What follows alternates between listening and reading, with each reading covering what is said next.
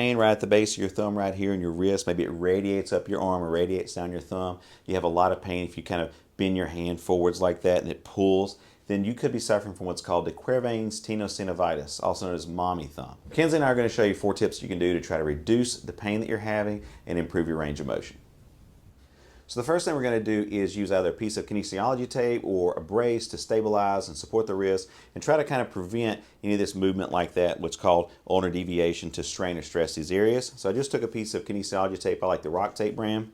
I cut a hole here for the thumb. The thumb would go through this, and then you would just kind of wrap that or pull that down over the thumb and then pull it up the forearm. And you would wear that, especially at nighttime or throughout the day, depending on what your job, requires you to do.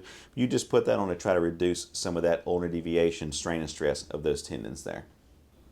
The second thing we're going to recommend is using moist heat. So you can use a heating pad or a moist heating pad. You put that on the area somewhere between 15 to 20, 25 minutes, several times a day, just to increase the blood flow to that area and promote some healing and inflammatory response.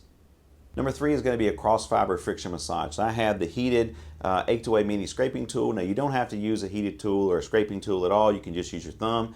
But if you are going to use one of these tools, these are really handy. You're going to come across, so the tendon is running long ways like this, running from her elbow down into her thumb. So I'm just going to kind of go across, back and forth like this. Just kind of go across just to promote that collagen fiber formation. I also like to go up and down. Now that's not necessarily cross fiber, but I do like to go side to side and then up and down. And I would spend maybe, somewhere between 1 to 2 minutes doing that. Use minimal lotion so that you kind of capture a lot of the skin. There's not just a lot of gliding and translation over that. And if you're using your thumb, kind of same thing. Just kind of go across that. Be easy with it at first, and you can be a little more aggressive as your pain tolerance allows.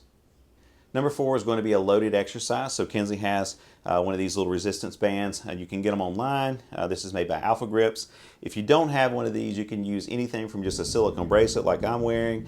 She has one of those bracelets on. You can use one of those. You can use like a hair tie or a hairband. Anything with it you're resisting, or you're opening your thumb and your fingers out like this, just to try to increase that load on the tendon. If you don't have any of those, or it's so sensitive that you're not able to actively just bring your thumb out, you can take your other index finger or your other thumb, put it on top right there, and just resist against it, trying to bring your thumb back in what's called extension or abduction, either way, and try to just load that tissue. You're going to hold each repetition somewhere between maybe 1 to 3 seconds, and I'll repeat somewhere between 10 to 15 repetitions for 1 to 2 sets at least once a day. Thanks so much for watching our video. We hope these tips help try to alleviate your pain, your symptoms, and improve your strength and function of your hand. Thanks so much.